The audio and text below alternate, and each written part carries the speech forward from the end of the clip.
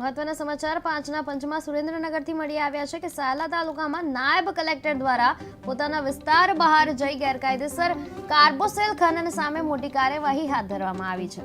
સાયલા તાલુકાના ચોરવીરા ગામની સીમમાં આવેલી સરકારી સર્વે નંબર 931ની જમીનમાં લાંબા સમયથી ચાલી રહેલું ગેરકાયદેસર કાર્બોસેલ ખોદકામ ઝડપી પાડવામાં આવ્યું હતું। દરોડા દરમિયાન ચોરવીરા ગામની સીમમાંથી ગેરકાયદેસર કાર્બોસેલના કુલ 7 કૂવા મળી આવ્યા હતા અને કાર્યવાહીમાં ચરખી, ટ્રેક્ટર, જનરેટર સહિત અંદાજે 25 લાખ રૂપિયાથી વધુનો મુદ્દામાલ જપ્ત કરી ચોટીલા નાયબ કલેક્ટર કચેરી ખસેડવામાં આવ્યો છે।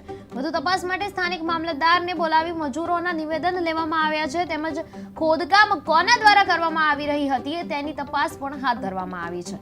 ખોદકામ કરનારાઓ સામે લેન્ડ ગ્રેબિંગ સહિતની કાયદેસરની કાર્યવાહી કરવામાં આવશે।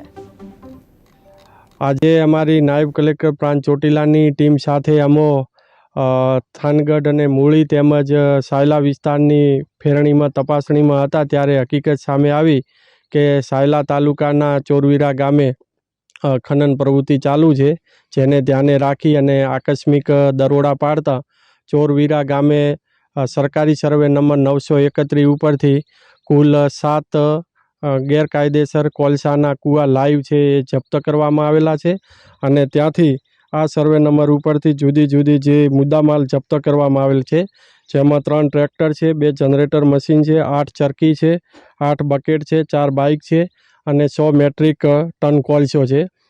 આમ મળીને કુલ 25,10,000નો મુદ્દામાલ જપ્ત કરવામાં આવેલો છે।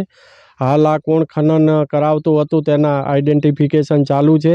હાલ અમારી હકુમતમાં ન હોય સાયલા મામલાદારને બોલાવી અને સાયલા મામલાદારને આ તમામે તમામ જથ્થો છે તેમજ આગળની લેન્ડ ગ્રેબિંગ તેમજ અન્ય જે લીગલ કાયદેસરની કાર્યવાહી છે તે માટે તમામે તમામ મુદ્દા માલ છે મામલાદાર સાયલાને સુપ્રત કરવામાં આવેલ છે।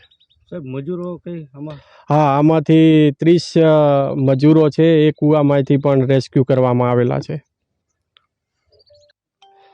આજે અમારી નાયબ કલેક્ટર પ્રાંત ચોટીલાની ટીમ સાથે અમો થાનગઢ અને મૂળી તેમજ સાયલા વિસ્તારની ફેરણીમાં તપાસણીમાં હતા ત્યારે હકીકત સામે આવી કે સાયલા તાલુકા